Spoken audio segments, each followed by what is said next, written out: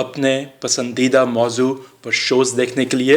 Like और subscribe करना ना भूलिएगा और बेल बटन पर क्लिक कीजिएगा।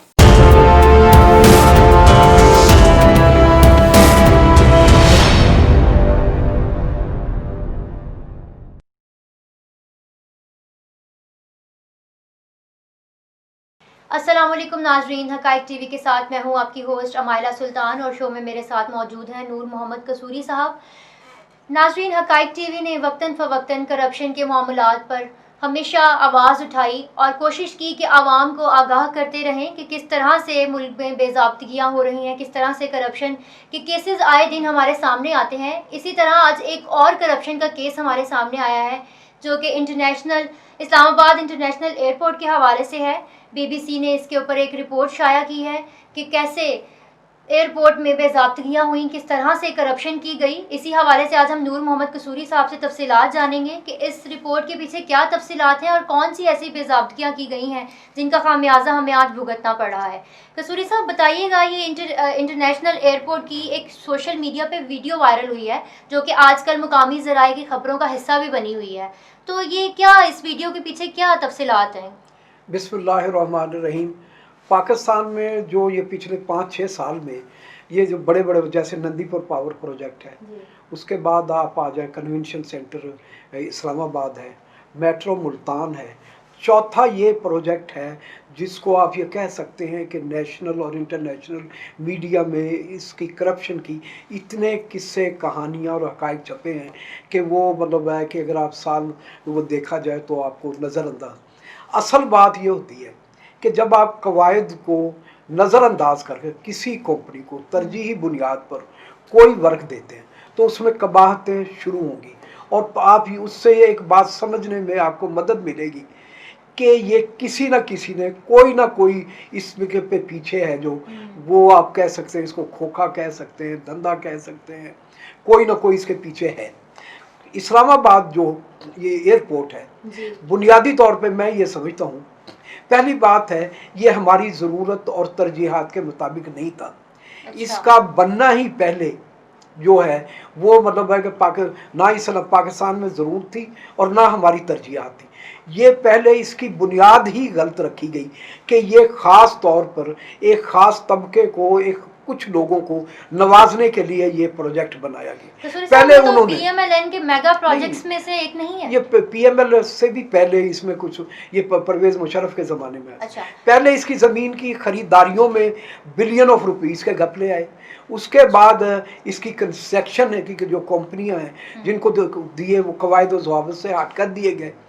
तो उसके बाद जब ये फिर भी मुकम्मल हुई, फिर नवाज शरीफ की हुकूमत आ जाती है, उन्होंने वो सारी चीज़ों को नज़रअंदाज करके एक ऐसी कंपनी को कॉन्ट्रैक्ट दिया इसको कंप्लीट करने का कि जो उनकी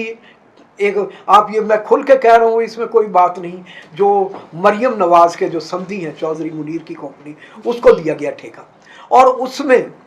उसने भी जो वक़्त है उसमें ना तो उसको मुकम्मल किया बल्कि इसको 2 मरतबा को जो इकनॉमिक कोऑर्डिनेशन कमेटी है, एक मरतबा 19 अरब रुपए की अदायगी की गई, एक मरतबा 17 अरब रुपए की।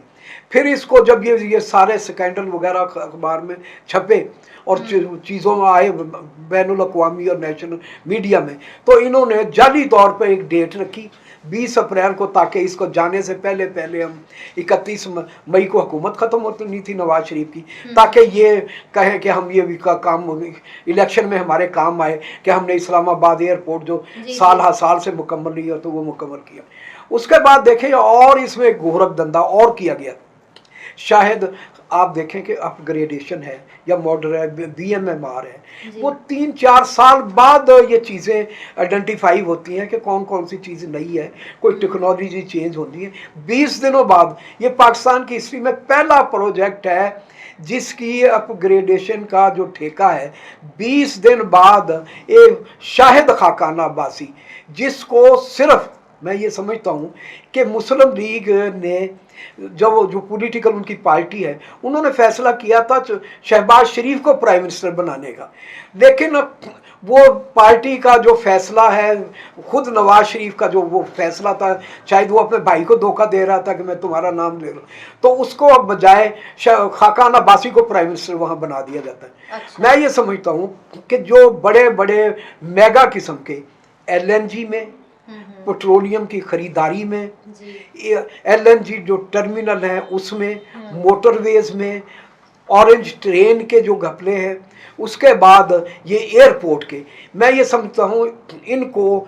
फाइनल पेमेंट दिलाने के लिए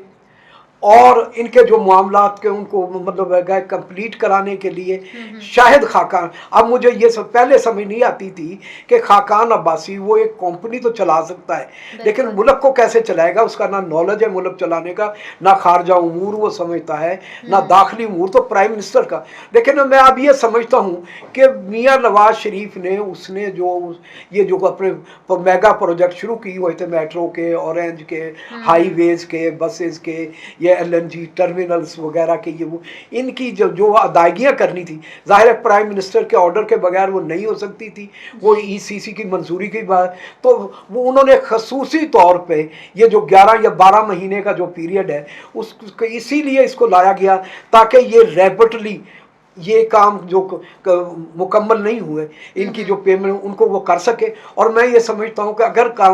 शायद खाकान अब्बासी को एक मुबारकबाद अगर दी जा सकती है तो हम ये कहेंगे कि उसने कमा हक़्क़ो हूँ तमाम जो ये मामलात इनके जो पेमेंटें वगैरह थी कंपनियों को दिलाई, उसके बाद जो ये प्रोजेक्ट हैं इनमें जो भी मामलात हैं उनको कवायद व ज़वाबत जो भी उसमें साइन करने थे कहीं ना कहीं जो ज़रूरत थी प्राइम मिनिस्टर की वो किए, ताकि कल को कोई ये ना कह सके कि उनका कोई काम मतलब है कि रह गया। साहब 20 अप्रैल 2018 को इस एयरपोर्ट का इफ्तिताह किया गया, अरबों रुपए खर्च करने के बावजूद क्या इतना नाकिस मटेरियल इस्तेमाल किया गया था कि आज एयरपोर्ट्स की छतें चो रही हैं, पानी गिर रहा है वहाँ से, और हम जो टूरिज़्म को प्रमोट करने की बातें कर रहे हैं,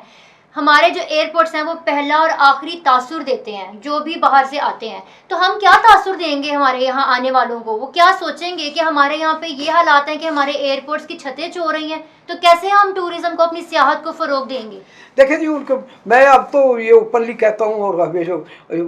और बिला झिझक कह सकता हूँ कि नवाज शरीफ के ख़ानदान का मकसद सिर्फ़ और सिर्फ अपनी एम्पायर को बिल्ड करना है। पाकिस्तान, उसके मफादात, उसकी सयाहत, उसके कवायद व ज़वाबत, उसके कोई इदारे, उनके लिए कोई अहमियत नहीं। सिर्फ शरीफ ख़ानदान के जो मफादात हैं उनके लिए वही तरजीह हैं और उन्हीं को ही वो काम करते हैं। इसलिए ये एयरपोर्ट ही नहीं, आप मुल्तान वो जाएं, वो जो मेट्रो बस का सिस्टम है, यहाँ लाहौर का आप देखें, ऑरेंज ट्रेन के देखें, अभी वो चले ही नहीं है और वो टूटने शुरू हो गए। तो ये एक प्रोजेक्ट नहीं है। कन्वेंशन सेंटर है इस्लामाबाद में, इन्होंने जो भी प्रोजेक्ट किए हैं पाकिस्तान में, मैं आज ओपनली कहता हूँ, चैलेंज करता हूँ पूरी मुस्लिम लीग को कि कोई भी इनका प्रोजेक्ट है, पहली तो बात है सारे सब्सिडरीज पे चल रहे हैं और ह्यूज लॉसेस पे चल रहे हैं।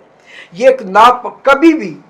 ना ये प्रॉफिट में आएंगे और ना इनमें कोई पाकिस्तान का भला होगा, बल्कि ये पाकिस्तान, ये जितने भी प्रोजेक्ट हैं पाकिस्तान के ऊपर लाइबिलिटी है, पाकिस्तान की इकोनॉमी पे बर्डन है और ये फ्यूचर में पाकिस्तान के लिए बहुत ख़तरनाक होंगे जब इनकी पेमेंटों का सिलसिला शुरू होगा। तो मैं ये समझता हूँ कि पाकिस्तान में चाहे कितने भी आप टैक्स लगा लें, कितनी भी रिकवरियाँ कर लें, आप इसका रीपेमेंट नहीं कर सकेंगे। पता नहीं, अल्लाह ताला करम करे, पाकिस्तान को शायद नेपाल की तरह या ताजिकिस्तान की तरह कुछ ना कुछ दे के उनके जो डोनर्स हैं जिनसे हमने ये फंड्स वगैरह लिए, कि पता नहीं किस तरीके से ये जान छुड़ानी पड़ेगी। कसूरी साहब, फिर तो यहाँ पे वो बात भी गलत साबित होती नजर आ रही है कि खाते हैं तो लगाते भी तो हैं, लगा क्या रहे हैं? अरबों रुपए खा गए हैं और लगाया क्या है? नहीं, वो तो उनके चंद भोकू हैं जो वो कहते हैं, जो मीडिया में बैठे हैं या किसी ने किसी बेनिफिशियरी हैं, वो कहते हैं तो गंजे चोर, लेकिन ये खाते हैं तो साथ काम कर, ये तो सिंबल बन गया है ना। कल की बात ही है, मैं ट्रेन में वो एक बंदा ये कह रहा था, यार हैं तो चोर हैं भी डाकू, लेकिन यार कोई ना कोई काम भी करते फिर हैं। कसूरी साहब, मुस्लिम लीग नून जो है वो अपनी बेज़ाब्तगियों को मौजूदा हुकूमत के ऊपर क्यों डाल रही है? तो ये इनके बाद तहरीक इंसाफ वाले अगर वो डिफेंड अपने आप को नहीं कर सकते, हालांकि मैं ये उनका वो एक मुखालफ होने के बावजूद मैं उनको हमेशा डिफेंड करता हूं कि इमरान खान का अभी तक करप्शन पे कोई बड़ा स्कैंडल नहीं आया, और उनके अपने बंदे, ना उनका इंफॉर्मेशन मिनिस्टर, ना उनके मीडिया के लोग, ना वो अपनी पार्टी को डिफेंड नहीं करते, तो इसमें मेरा क्या कसूर है? बिल्कुल। नाजरीन, आपने देखा आज एक और करप्शन का वाकया हमने यहाँ बयान किया है। ये वो तमाम वाक़यात हैं जो कि PMLN हुकूमत में हुए हैं, जिनका खामियाजा आज मौजूदा हुकूमत भी भुगत रही है और हुकूमत के साथ साथ हम आवाम भुगत रहे हैं। हमें इस अमल को, ये जो करप्शन का एक सिलसिला चल रहा है, इसको रोकना होगा, वरना हमारा मुल्क डूब जाएगा। पहले ही डूब चुका है और जो बची कुची इकॉनमी है वो भी ख़त्म हो जाएगी। तो उम्मीद करते हैं कि जो मौजूदा हुकूमत है वो इसके ऊपर कोई एक्शन लेगी, ताकि हम आइंदा आने वाले वक्त में इस किस्म के करप्शन के मामलात से बचा सकें अपने मुल्क को, और बच सकें और अपना पैसा बचा सकें। आज के प्रोग्राम से फ़िलहाल इतना ही, इजाज़त दीजिए। खुदा हाफ़िज़। खुदा हाफिज़। अपने पसंदीदा मौजू पर शोज़ देखने के लिए लाइक और सब्सक्राइब करना ना भूलिएगा और बेल बटन पर क्लिक कीजिएगा।